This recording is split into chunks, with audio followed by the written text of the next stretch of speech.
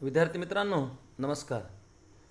या अगोदरच्या तासिकेमध्ये आपण प्रामुख्यानं पंडित कवी वामन पंडित यांच्या रचनेचा आपण काय केला अभ्यास केला. मध्ययुगीन मराठी वाङ्मयाचा इतिहास हा जो आपला पेपर आहे, या पेपरमध्ये संत पंत आणि तंत अशा 3 धारा आहेत. यापैकी आपण पंडित कवीचा काय करतो विचार करतो. त्यामध्ये कलाकवी मुक्तेश्वर आणि वामन पंडित या 2 पंडित कवींनी जे काय वाङ्मय निर्माण केलं, त्या वाङ्मयाच्या अनुषंगानं आपण चर्चा करून त्यांनी मराठी साहित्यात घातलेली भर या अनुषंगानं विचार केला. कलाकवी मुक्तेश्वर म्हटलं की मुक्तेश्वराचं रामायण, मुक्तेश्वरी महाभारत, मुक्तेश्वराची आख्यान कविता आणि मग खऱ्या अर्थानं कलाकवी मुक्तेश्वर यांचं मराठी साहित्यात असलेलं योगदान या अनुषंगानं आपण चर्चा केली. त्यानंतर आपण वामन पंडित यांचे जे ग्रंथ आहेत त्या ग्रंथाचा आपण अभ्यास केला. त्याच्यामध्ये वामन पंडित यांचे वेदांत विषयक काही ग्रंथ आहेत, काय पौराणिक आणि आख्यानपर असं त्यांच्या ग्रंथरचनेचं स्वरूप आहे. वेदांत विषयक म्हणजे निगमसार यासारखा त्यांचा घरी जे ग्रंथ आहे.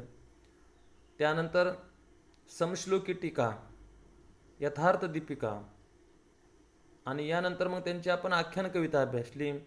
त्यानंतर त्यांच्या पंचसुधा आणि शेवटी मग आपण सुश्लोक वामनानं जी निर्मिती केली श्लोकमध्ये त्याही अंगानं आपण चर्चा केली. आता पंडिती कवितेमध्ये तिसरे जे कवी पंडित कवी श्रीधर, त्यांच्या रचनेचा आपल्याला काय करायचं विचार करायचा. पंडित कवितेमध्ये आपल्याला असं दिसतं की मुक्तेश्वर असतील, वामन पंडित, मोरोपंत, श्रीधर, सामराजे, नागेशे, विठ्ठल बिडकरे अशा अनेक पंडित कवीमध्ये सर्व कवीत आपण जर विचार केला तर सर्वांच्या वाङ्मयापेक्षा श्रीधरांचं जे वाङ्मय ते आजही लोक काय करतात आपल्याला फार मोठ्या प्रमाणामध्ये त्या ग्रंथांचं अध्ययन करताना आपल्याला दिसतात. त्याचं कारण असं आहे की श्रीधर हा जरी पंडित कवी असला तरी त्याची निर्मिती जी आहे ती अत्यंत सुलभ आहे. आपण कलाकवी मुक्तेश्वर, वामन पंडित यांच्या रचनेचा जेव्हा आपण विचार केला, त्यांच्या आपल्याला विशेषतः वामन पंडितांच्या काव्यामध्ये बऱ्याच प्रमाणामध्ये क्लिष्टता दिसते, दुर्बोधता दिसते किंवा यमकांचा हव्यास दिसतो, संस्कृत प्रचूर अशी रचना दिसते. श्रीधर हा पंडित कवी मात्र याला अपवाद आहे. श्रीधर या पंडित कवीनं अत्यंत सुलभ भाषेमध्ये आपले काय केले ग्रंथ लिहिलेले दिसून येतात. आणि त्यामुळं पंडित कवितेमध्ये अतिशय प्रसिद्ध असणारा कवी म्हणून आपण श्रीधरांचा काय करतो उल्लेख करतो. सर्वसामान्य माणसापर्यंत सुबोध आणि रसाळ भाषेतून आपला उद्बोधनाचा हेतू सिद्धीस नेणारा श्रीधर हा पंडिती संप्रदायातील एकमेव कवी आहे. तर आपली जी आख्यानक कविता आहे ती सर्वसामान्य माणसापर्यंत कशामुळे पोहोचली त्यांची आख्यान कविता, तर सुबोध आणि रसाळ भाषेमध्ये त्यांनी काय केलं लेखन केले. मी तुम्हाला जे आता सांगितलं की सर्व पंडिती कवीमध्ये श्रीधरांचं काव्य हे अभ्यासण्यासाठी सुलभ आहे, त्याचं आकलन होतं, अतिशय सोपे आणि रसाळ भाषेत त्यांनी काय केले लेखन केले. आणि त्यामुळे तो पंडिती संप्रदायामधील एकमेव कवी सुलभ रचना करणारा. त्याचबरोबर इतर पंडित कवीच्या तुलनेमध्ये श्रीधराला जी लोकप्रियता लाभली त्याचं कारण देखील त्याचं की त्यांनी सुलभ भाषेमध्ये रचना केली आपल्याला दिसते. वाचकाला चटकन आपलेसे करण्याचे सामर्थ्य श्रीधर यांच्या ग्रंथरचनेमध्ये लक्षात घ्या. आणि त्यामुळं हा पंडित कवीमध्ये सुलभ पद्धतीने लेखन करणारा आपली आख्यान कविता जनसामान्य माणसापर्यंत पोहोचणारा अत्यंत महत्त्वाचा असणारा असा हा पंडित कवी. यांचं पूर्ण नाव आहे श्रीधर स्वामी नाझरेकर. यांचा जन्म इसवी सन 1658 पंढरपूरला झालेला आहे. त्यांचे घराणे सदाचारी आणि धार्मिक वृत्तीचे होते. त्याने शिवलाल अमृत या ग्रंथामध्ये आपल्या घराण्याविषयी माहिती दिलेली आणि त्यामुळं सहज आनंद त्यांचे जे ग्रंथामधून जे त्यांच्या घराण्याविषयी माहिती येते त्याच्यामध्ये रामानंद, अमलानंद, सहजानंद, पुढे पूर्णानंद, पुढे दत्तानंद, पुढे ब्रह्मानंद आणि ब्रह्मानंदाचा मुलगा श्रीधर, अशी काय पा त्यांची परंपरा आहे पा. तर आनंद संप्रदायाची गुरु परंपरा त्यांनी या ठिकाणी सांगितलेली पा. तर श्रीधराचे वडील जे होते ब्रह्मानंद यांनी देखील आत्मप्रकाश नावाचा ग्रंथ लिहिलेला आहे आणि त्यामुळे त्याला आपल्या घराण्यातूनच ही प्रेरणा मिळाली आपल्याला दिसून येते पा. श्रीधरांचं वैशिष्ट्य असे पा, श्रीधराचा व्यासंग हा अत्यंत दांडगा होता. त्यांनी अनेक संस्कृत म्हणजे काव्य आहे, त्या काव्याचा काय केलेला आपल्याला अभ्यास केलेला या ठिकाणी दिसून येतो पा. त्याच्यामध्ये अमरकोश, सिद्धांत कौमुदी, धर्मशास्त्र, ज्योतिषशास्त्र इत्यादी ग्रंथाचा त्यांचा व्यासंग आपल्याला त्यांच्या लेखनातून पदोपदी जाणवतो पा. याशिवाय विविध रामायणाचे त्यांचे वाचन, महाभारतातील त्यांनी केलेला अभ्यास, श्रीधरांचे बहुतेक लेखन, त्यांनी जे काही लेखन केले ते पंढरपूरला झालेले पा. त्यांचा मग हरिविजय ग्रंथ असेल, श्रीराम विजय ग्रंथ असेल, पांडव प्रताप असेल, शिवलीलामृत, हे त्यांचे महत्त्वपूर्ण ग्रंथ आहेत पा. याशिवाय वेदांत सूर्य, श्री पंढरी महात्म्य, शनी महात्म्य, मल्हार विजय ही छोटी प्रकरणे देखील त्यांची या ठिकाणी दिसून येतात पा. आता पंडित कवीचं वैशिष्ट्य असेल पा, की पंडित कवीचा हरिविजय असेल, श्रीराम विजय असेल, शिवलामृत असेल किंवा पांडव प्रताप हे ग्रंथ आजही ग्रामीण भागामध्ये त्याचे पारायण होतात. लक्षात घ्या. त्याचं कारण असं आहे पा की त्यांनी प्रत्येक ग्रंथामध्ये प्रत्येक अध्यायाच्या शेवटी फलश्रुती सांगितलेली आणि त्यामुळं आपल्याला असं दिसतं, एक तर ते अभ्यासासाठी आकलनासाठी सुलभ आहेत, भाषा रसाळ आहे, सोपी भाषा आहे, आणि दुसरं म्हणजे प्रत्येक अध्यायाच्या शेवटी त्यांनी फलश्रुती सांगितलेली. तुम्ही शिवलालामृत जर ग्रंथ घेतला तर शिवलालामृतच्या प्रत्येक ग्रंथाच्या शेवटी जे 14 अध्याय आहेत, प्रत्येक अध्याय वाचल्यानंतर मग आपल्याला काय फल मिळेल, तुमचे कोणती पापं नाहीशी होतील, तुमच्यावर जी कोणती संकट येते ती संकट कशी दूर होतील. आणि त्यामुळं मग आपल्याला असं दिसतं पहा की आजही ग्रामीण भागामध्ये पांडव प्रताप लावलं जातं, श्रीधराचा हरिविजय ग्रंथ लावला जातो, त्याचबरोबर शिवलालामृत ग्रंथाचे देखील अनेक लोक पारायण करताना आपल्याला दिसून येतात पहा. आणि त्याचं कारण असे पहा की एक तर आकलनासाठी सुलभ, सोपी रचना आणि याशिवाय प्रत्येक ग्रंथाची सांगितलेली फलश्रुती. त्यामुळं पंडित कवीचं वाङ्मय इतर पंडित कवीच्या तुलनेमध्ये सर्वसामान्य लोक आपल्याला या ठिकाणी अभ्यासताना दिसतात पहा. आता ह्यांचा पहिला जो ग्रंथ आहे तो हरिविजय. श्रीधराचा हा पहिला आणि श्रीकृष्ण भक्तीने प्रेरित झालेला हा ग्रंथ आहे पहा. श्रीकृष्ण भक्ती हा या ग्रंथाचा काय पहा विषय, हरी. आता हा जो ग्रंथ आहे तो त्यांनी इसवी सन 1702 मध्ये लिहिलेला आहे पहा. याची ओवी संख्या 8139 एवढा प्रदीर्घ असणारा हा ग्रंथ आहे पहा. आता हा ग्रंथ लिहित असताना त्यांनी भागवताचं दशमस्कंद, हरिवंश, पद्मपुराण, नारद पुराण इत्यादी ग्रंथातून श्रीकृष्णाच्या जीवनातील जे मनोवेधक असे प्रसंग आहेत, असे प्रसंग निवडून त्यांनी हरिविजय हा ग्रंथ लिहिलेला आहे. श्रीकृष्णाच्या जीवनातील जे महत्त्वाचे प्रसंग आहेत ते प्रसंग निवडून त्यांनी या ग्रंथाची काय केली पहा निर्मिती केली, हरिविजय. आपल्याकडे जे अवतार मानले जातात ते सगळे अवतार हरीचे मानले जातात पहा. आणि त्यामुळे श्रीकृष्ण भक्तीने प्रेरित होऊन त्यांनी हा ग्रंथ लिहिलेला आहे पहा, हरिविजय. आणि या ग्रंथामधून त्यांनी श्रीकृष्णाच्या जीवनातील मनोवेधक असे प्रसंग त्यांनी निवडलेले आहेत पहा. पूर्ण नाही, लक्षात घ्या, तर महत्त्वाचे प्रसंग निवडून त्यांनी या ग्रंथाची निर्मिती केलेली आपल्याला दिसून येते पहा. आणि त्यामुळं त्यांनी सुरुवातीला भागवत या कथेचं महात्म्य देखील सांगितलेलं आहे. भागवताचं महात्म्य सांगितलेलं आहे, लक्षात घ्या. भागवत हा श्रीकृष्ण कथेचा काय पहा मूल आधार आहे. आणि भागवत या ग्रंथाचा आधार घेऊन त्यांनी हरिविजय हा ग्रंथ लिहिलेला आपल्याला दिसून येतो पहा.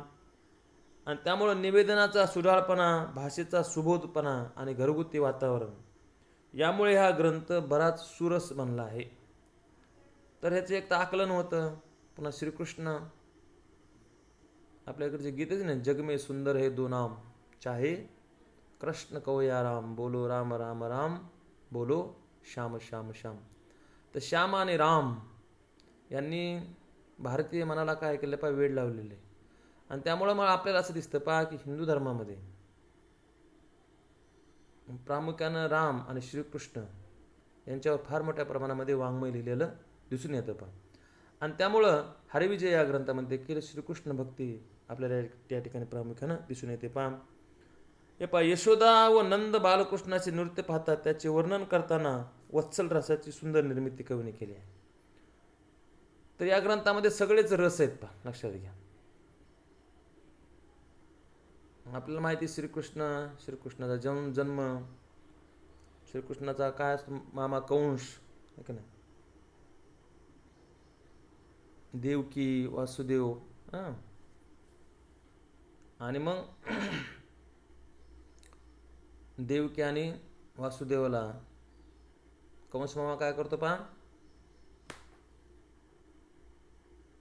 तुरुंगात टाकतो. आणि त्या ठिकाणी मग झालेला श्रीकृष्णाचा जन्म.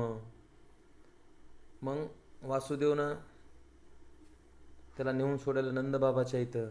मग त्या ठिकाणी नंद आणि यशोदेने केलेलं त्याचं पालनपोषण, त्याच्या जीवनातले, मग श्रीकृष्णाच्या जीवनातले अनेक प्रसंग, बाललीला श्रीकृष्णाच्या, नंतर कंस मामाचा केलेला वध, याचबरोबर कालिया मर्दन, आणि मग पांडवांचा सखा म्हणून महाभारताची जी लढाई झाली शेवटची, त्या लढाईमध्ये पांडवांचे केलेलं सारथ्यपण, अशा विविध व्यक्तिमत्व आपल्याला श्रीकृष्णाच्या या ठिकाणी दिसून येतात पहा. त्या व्यक्तिमत्वाच्या विविध छटा त्यांनी हरिविजय या ग्रंथामध्ये आपल्याला दाखवलेल्या आहेत. पण त्यामुळे त्यामध्ये सर्वच रस येतात. वत्सल रस येतो. त्याचबरोबर मथुरेवर स्वारी करणाऱ्या जरासंधाच्या प्रचंड सेनेचे वर्णनही परिणामकारक केले आहे पहा. श्रीकृष्ण आणि जरासंध यांचं झालेली युद्ध वर्णने यामध्ये प्रामुख्यानं वीररस येताना दिसतो पहा. आणि त्यामुळे मग सुलभ भाष्यधारा, उत्कट प्रसंगाची निर्मिती हा या ग्रंथाचा काय पहा विषय या ठिकाणी आपल्याला दिसतो पहा. आता या ग्रंथाचे सुद्धा शेवटी त्यांनी या ग्रंथाची फलश्रुती सांगितली पहा. त्याने असं म्हटले पहा, 3 आवर्तने वाचिता पवित्र, कुळी होय दिव्यपुत्र. तर हरिविजय या ग्रंथाचं जर तुम्ही 3 आवर्तन केले तर तुमच्या कुळामध्ये दिव्यपुत्र जन्माला येईल, असं त्यांनी या ठिकाणी सांगितलेलं पहा. आणि त्यामुळं मग आपल्याला असं दिसतं पहा की ग्रामीण भागामध्ये आजही काही जर संकट आलं जीवन जगताना, तर अनेक तथाकथित जे धर्मगुरू आहेत ते धर्मगुरू त्यांना हरिविजयसारखा ग्रंथ लावायचा सांगतात पहा. आणि मग आपल्याला असं दिसतं पहा की हरिविजय हा ग्रंथ आजही ग्रामीण भागामध्ये अभ्यासताना, वाचताना, त्याचं नामस्मरण करताना आपल्याला या ठिकाणी दिसून येतो पहा. आता दुसरा जो ग्रंथ आहे पंडित कवी श्रीरामाचा, तो पहा श्रीराम विजय. हरिविजयमध्ये श्रीकृष्णाच्या अनुषंगाने श्रीकृष्ण भक्ती आहे. तर श्रीराम विजय या ग्रंथामध्ये श्रीराम यांचं महात्म्य, त्यांचा पराक्रम, त्यांनी केलेलं जे कार्य, त्या कार्याचं विवेचन आपल्याला या ग्रंथामध्ये येताना दिसतं पहा. श्रीकृष्णाप्रमाणेच श्रीरामचंद्रही श्रीधराच्या महात्मा लेखनाचा प्रमुख विषय आहे. जसं हरिविजय या ग्रंथामध्ये श्रीकृष्णाचं महात्म्य सांगितलं, तसं श्रीराम विजय या ग्रंथामध्ये देखील त्यांनी रामाचं महात्म्य सांगितलेलं पहा. तर सर्वात महत्त्वाचं म्हणजे रावणाचं जे आसुरी राज्य, रावणाच्या आसुरी राज्याचा नाश करून श्रीरामाने मिळवलेल्या विजयाचे वर्णन हा या ग्रंथाचा प्रमुख विषय आहे. हरिविजयासोबतच श्रीराम विजयाचे लेखनही त्यांचे चालू होते पहा. म्हणजे हरिविजय ग्रंथ ते लिहित होते आणि श्रीराम विजय हा ग्रंथ ते लिहित होते पहा. तर इसवी सन 1703 मध्ये त्यांनी हा ग्रंथ लिहिला आहे पहा. आणि याची ओवी संख्या आहे पहा 9147. एवढा दीर्घ असणारा हा ग्रंथ आहे पहा. याने ग्रंथाच्या सुरुवातीला गजाननास वंदन केलेलं आहे, गणपतीला नमन केलेलं आहे. आणि मग श्रीराम महात्म्याचं लेखन करण्यासाठी आपल्याला प्रेरणा दे, आपला हा जो संकल्प आहे तो संकल्प तडीच जाऊ दे, असं त्यांनी या ठिकाणी म्हटलेलं आहे पहा. त्याने सुरुवातीला त्यांच्यामध्ये विनयशीलता दिसते पहा. ते असं म्हणतात की श्रीरामाचं महात्म्याचं लेखन करणं हा आपल्या शक्तीबाहेरील आहे. आणि त्यामुळं मला या ठिकाणी विनयपत करून ते असं म्हणतात की गजानना तू काय कर पा मदत कर. ते असं म्हणतात, काकेशी मेरू घेऊन दे का. काय म्हटले, कैसी नृत्य करीत पिपलिका, कैसे ब्रह्मांड उचलेल मशका, भूगोल मशिका केवी हलवी. जसं काखेमध्ये मेरू पर्वत घेणं अशक्य आहे, किंवा पिपलिका जसं नृत्य करू शकत नाही, किंवा माशी जसं डोंगर उचलू शकत नाही, तसा प्रकारे श्रीरामाचं महात्म्य श्रीराम विजया ग्रंथामध्ये सांगणं म्हणजे पाप. परंतु तरीही मी तुमच्या कृपेने करण्यास त्यांनी म्हटलेले पाप. श्रीराम महात्म्याचे आपले लेखन म्हणजे मेघापुढे ओंजळीने पाणी ओतण्यासारखे आहे, किंवा क्षीरसागराला शेळीने दूध देण्यासारखे आहे, असे श्रीधर म्हणतो. त्याने जे दृष्टांत दिलेत की श्रीरामाचं महात्म्य लेखन करणं म्हणजे मेघापुढं उंजळीनं पाणी ओतण्यासारखं आहे, किंवा क्षीरसागराला दुधाच्या सागराला शेळीनं दूध देण्यासारखं आहे असं म्हटलेले पाम. परंतु बालकाने घेतलेला छंद जसा बाप पूर्ण करतो, तसे माझ्या हातून हे श्रीराम विजयाचे लेखन पूर्ण हो अशी त्यांची विनवणी आहे. त्यासाठी कवीने आपले गुरु श्री ब्रह्मानंद स्वामी यांना वंदन करून त्यांचा आशीर्वाद मागितला आहे. तर त्यांनी हा ग्रंथ लेखनाचा आपण जी मनोकामना पूर्ण केली ती तडीस नेण्यासाठी त्यांनी आपल्या गुरुला देखील वंदन केलेले पा ब्रह्मानंद स्वामी यांना. पारंपरिक पद्धतीप्रमाणे श्रीधराने श्रोत्यांनाही वंदन केलं आहे. तर त्या काळामध्ये आपण जसं ज्ञानेश्वरीमध्ये पाहिलं श्रोतवंदन येतं, तसं या ठिकाणी त्यांनी श्रोत्यांना देखील वंदन केलेलं आहे पा. श्रोत्यांना वंदन करून त्यांचा त्यांनी आशीर्वाद मागितला आहे. त्याच्यामध्ये सूर्यापुढे जसा दिवा, जान्हवीपुढे ओढा, कामधुनीपुढे शिळी आणि कल्पतरूपुढे निंबोळी, तसे श्रोत्यापुढे आपण असल्याचा विनय पत्करला आहे. तर विनयता, नम्रशीलता श्रोत्यांना त्याने काय दिलं पा, मोठेपणा या ठिकाणी दिलेला आपल्याला दिसून येतो पा. पण आपण ग्रंथ का लिहिला आहे याचं देखील त्यांनी कारण सांगितले पा. ते असं म्हणतात, आबलान कळे संस्कृतवाणी, जैसे आडातील निर्मळ पाणी, परी दोर पात्रा वाचुनी अशक्त जना केवी निघे. तर आपण प्राकृत भाषेमध्ये लेखन का केलं, तत्कालीन मराठी भाषेमध्ये सोप्या भाषेमध्ये ग्रंथ का लेखन केलं. जसं अज्ञानी आहेत, आडाणी आहेत, त्यांना संस्कृतवाणी कळत नाही. आबलान कळे संस्कृतवाणी, जैसे आडातील निर्मळ पाणी, परी दोर पात्रा वाचुनी अशक्त जना केवी निघे. जसं विहिरीमधलं पाणी काढण्यासाठी पोहरा आणि दोरीची गरज आहे, ठीक आहे ना. अशक्त जन आहेत हे, आणि त्यामुळं त्यांना संस्कृत काय समजणार नाही.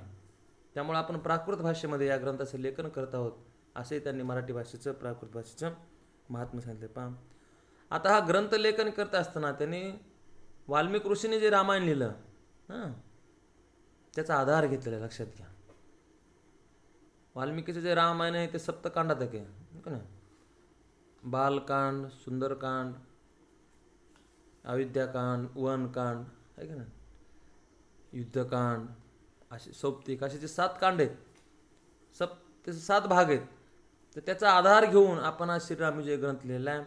आता हा ग्रंथ लिहित असताना त्यांनी फक्त रामाचंच पराक्रम सांगितलं आहे बा. इतर आलेले जे अनेक उपकथानक आहेत ते त्यांनी वगळलेले.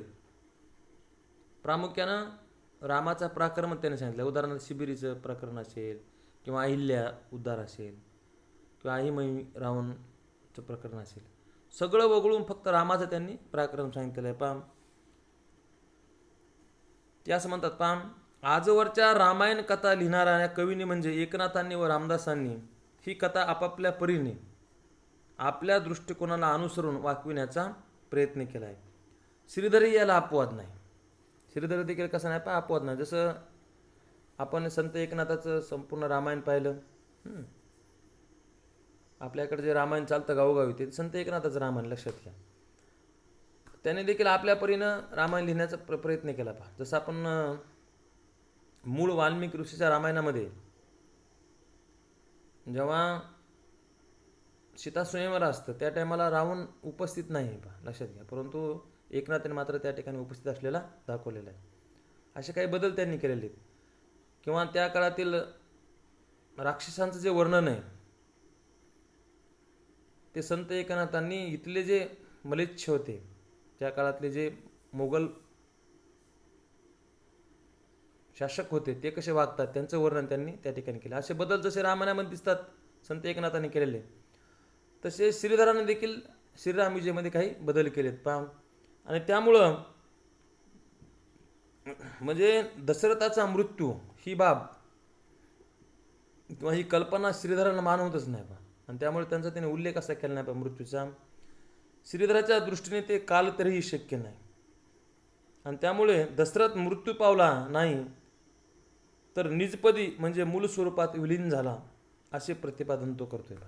तो मृत्यू पावला नाही तर मूळ स्वरूपामध्ये विलीन झाला असं त्यांनी प्रतिपादन केले पा. या हेतूनेच अग्नीत उडी घेतलेली सीता तेजस्वी होऊन बाहेर येते आणि युद्धात कामी आलेले वानर पुन्हा जिवंत होतात असे श्रीधर वर्णन करतो. मग त्यांनी केलेले बदल एवढा प्रसन्न दृष्टिकोन ठेवून कथा वाकविणारा पंडिती संप्रदायातील श्रीधर हा एकमेव कवी आहे. लक्षात, जेणेकरून श्रोते पंडित सुखावती असे लेखन व्हावे ही त्यांची भूमिका आहे. त्यांनी रामायणामध्ये काही बदल केलेले आहेत असे, आणि त्यामुळं त्याने सीतेने घेतलेली उडी, त्या ठिकाणी सीताही अग्नीत घेतलेली उडी घेतल्यानंतर पुन्हा तेजस्वी होऊन बाहेर आलेले, किंवा दशरथ मृत्यू पावला नाही तर तो निजपदी म्हणजे मूळ स्वरूपात विलीन झाला असं त्यांनी काय केलं पा वर्णन केलेलं आपल्याला दिसून येतं पा. शेवटी श्री प्रभू रामचंद्र सिंहासनाधिष्ठित झाल्याचे सांगूनच कवी ग्रंथ संपवितो. मग पुढचं त्यांनी सांगितलेलं नाही की श्रीराम निजधामी गेले, हे वर्णवत नाही म्हणून कवी येथे थांबला आहे. अवतार संपला हे चरित्र राम विजयीनं सांगावे असे या थांबण्याचे कारण येतो देतो. शेवटी रामाचा झालेला जो मृत्यू बाण लागून तो प्रसंग त्याने यांनी रामायणामध्ये घेतले, इथं श्रीराम विजयमध्ये घेतलेला नाही. पा श्रीराम सिंहासनावर बसले या ठिकाणी त्यांनी काय केलं पा ग्रंथ संपवलेला पा. आणि त्यामुळं सामान्यांना सहज पटतील अशा उपमा दृष्टांताचा वापरही त्यांनी केलेला आहे पा. दृष्टांताविन ग्रंथ संपूर्ण रसीन चढे सर्वता अशी कवीची धारणा असल्याने येथे दृष्टांताची गर्दी झाली आहे. शिवाय आपले दृष्टांत गोड असल्याची कवीला श्रोत्याकडून ग्वाही मिळाली आहे. शेवटी लेखक आणि श्रोते अशी कल्याण असो सर्वदा असे चिंतून श्रीधराने ग्रंथ संपविला आहे. साधी व ओघवती भाषा या ग्रंथाचं काय वैशिष्ट्य पाहतं, साधी आणि ओघवती भाषा आहे. त्याचबरोबर समर्पक दृष्टांत आणि श्रीधरांचा प्रेमळ व प्रसन्न दृष्टिकोन यामुळे केवळ श्रवणानेही रामविजय मनोवेदक होतो असं त्यांनी म्हटलेले पा. आणि ग्रंथाच्या शेवटी पुन्हा त्यांनी या ग्रंथाची फलश्रुती सांगितली पा. असं म्हणतात ते, श्री रामविजयाचे एक आवर्तन करी संपूर्ण पापाचे दहन. जर तुम्ही एक आवर्तन जरी पूर्ण केले श्रीरामविजय ग्रंथाचं तर तुमचे संपूर्ण पाप नाहीसे होतील असे त्यांनी सांगितले पा. कवीचे प्रेमळ आणि भाबडे व्यक्तिमत्व हा ग्रंथ वाचून आपल्यासमोर उभे राहते पा. तर पंडित कवींचं श्रीधरांचे हरिविजय आणि श्रीरामविजय असे दोन महत्त्वपूर्ण ग्रंथ आहेत पा. त्यांचं पांडव प्रताप, शिवललामृत, शनी महात्म्य हे जे 3 ग्रंथ आहेत त्याचा आपण पुढच्या तासिकेमध्ये विचार करू पा. धन्यवाद.